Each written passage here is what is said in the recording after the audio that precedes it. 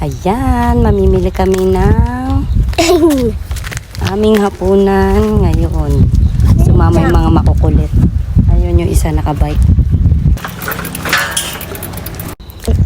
Asia.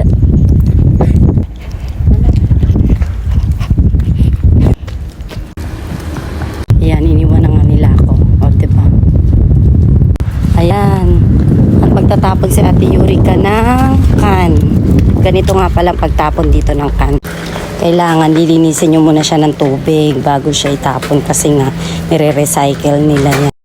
Ayan, iba't ibang klase nga pala tinatapon. Ayan, yung mga styrofoam. Ayan, mga maliit. Tapos dito yung mga can ng alak. Yan, kailangan lilinisin din kasi nire-recycle nila yan.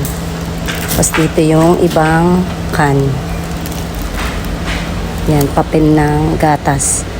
Yung karton ng gatas. O diba malilinis kasi nga nire-recycle. Bottle. Tapos dito itatapon yung pinaglagyan ng can. Yan, kanya-kanya na silang takbuhan kasi nga kuha na sila ng kanilang mga snack. Ito mga murang gulay. Walang laman, walang mura. Inuna ko muna dito sa isdaan kasi nga mahilig talaga po ako sa isda. Sashimi. Shrimp. Lalaki ng hipon. Sarap niya lagyan ng ano. Gawing garlic butter. O, diba? Kung gusto nyo nakabalat na. Yan.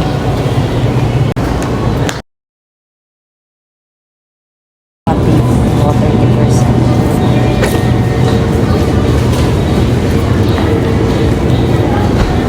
Nakuha na agad sa Ate Eureka. Ito daw gusto niya kainin ngayong gabi. Yung amahan ng itlog. Basket to, tikin na. Okay, basket. Dahil walang basket, ayan, kukuha si Takero. Time to shopping na naman silang dalawa. Gahanap na naman sila ng kanilang snack. Takero, nani? Okay lang, basta mga pagkain. Wag lang mga hindi naman kailangan, diba? Galante ako pagdating sa mga pagkain ng anak ko. Wag lang yung mga hindi naman nakakain or hindi naman importante na binibili. Ito daw napili ni Takero. Yan, mga tsokolate. Diba?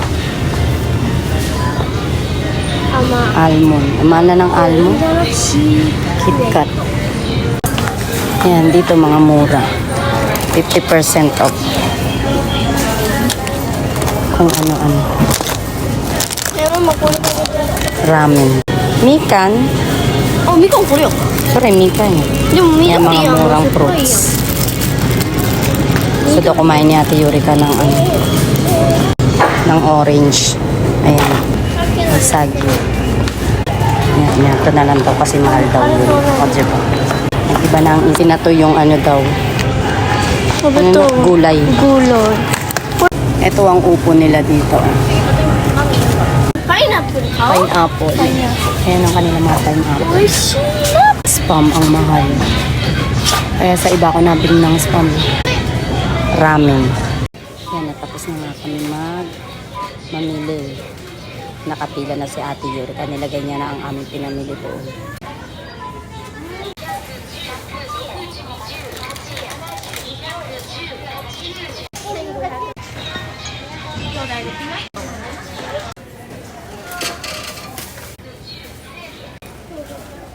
Ayan, sila na ang nagbabalik.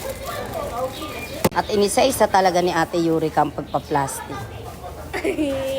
Lahat.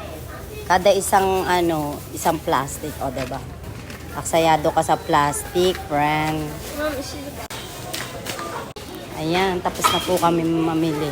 Ang mga bit-bit lang talaga nila is mga oyatsu lang talaga nila, o diba?